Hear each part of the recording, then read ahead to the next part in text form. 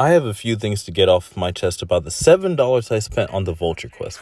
So, Starjacker was Bethesda's introductory mission to this Trackers Alliance, and as long as you're a Starfield lover, I think we can all agree it was an A-tier mission, and quite arguably a S-tier mission for some. I personally felt it matched the hype that it was given. That mission was free to all players, and then we got access to bounties on the mission board downstairs in the corner with Grouchy Vasco, who never even moves from that spot like he's a local neighborhood dealer. But we all know those bounties are nowhere near as good as Starjacker, right? So then Bethesda decided to dangle the Vulture quest in our face, but hit us with the nah. If you want this, you have to pay for it.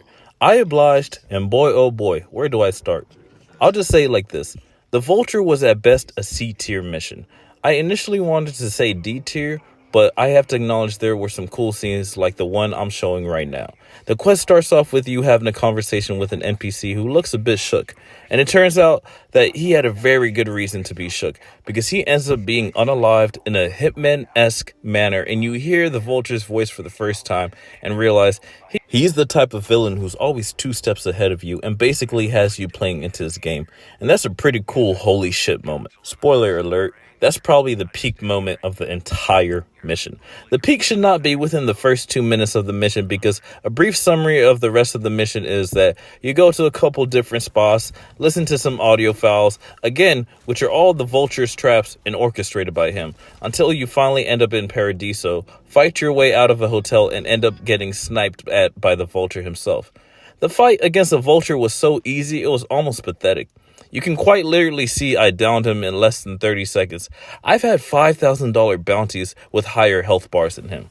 But hey, at least it was the easiest 25,000 credits I've ever made in 30 minutes in Starfield.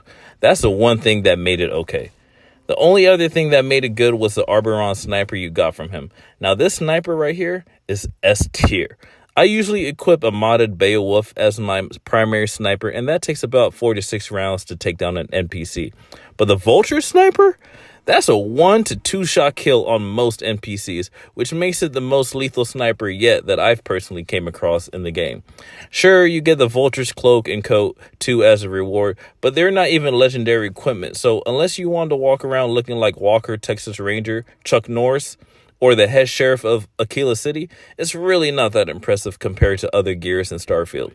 So quick recap. The only good thing about this mission is the cool opening scene, easy 25,000 credits earned, and the best sniper in the game so far. Now, why the mission sucks is simply because it's not very thorough. There's not too much lore on who the Vulture is. In fact, you really get to know the majority of his story and the reason for his rebellion after you beat him. But who wants to listen to his sob story after defeating him? See the problem there? If not, think about it like this. I'm going to upload the quest in its entirety, and it's only going to be a 30-minute video. 30-minute video. Starjacker, which is supposed to be the equivalent to the Vulture, took me about an hour and a half, so it was 3 times the duration of the Vulture, which made Starjacker a much more fulfilling quest that had purpose and reason. You don't get that with the Vulture. The Vulture seemed like it was a throwaway concept that Bethesda decided to keep and try to make some profit off of it. If anything, the Vulture should have been the free quest into the Trackers Alliance, and Starjacker is the one we should have paid for. If I wasn't such a big fan of the sniper you get, I would have been ticked off more than I already am about spending $7 on it. I don't think the Vulture was worth $7.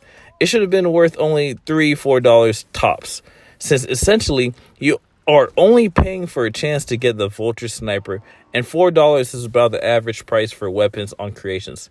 So if you're someone who enjoys quests for their storytelling, loss of rewards, depth, and lore, do not waste your money on buying the Vulture quest. Hopefully, Bethesda decides that the next third mission that you pay for is much more fulfilling and thorough, especially when there's creations like the Cryomancers available, which only cost $1 more than the Vulture. Now, that creation, I'm willing to say is undervalued. I would have paid $10 for this creation. If you think I'm kidding, you will have the ability to watch these missions on my upcoming videos on YouTube, and you will see why I think so highly of the Cryomancer faction missions. It is so good. So good. And you get so much new weapons, and it's achievement friendly, so I get to keep the weapons and level up. My oh my. Please stay tuned, watch those videos, and you will agree with me. For 800 credits, yeah, you're better off spending $1 more for that than spending $1 less to buy the Vulture. No exaggeration.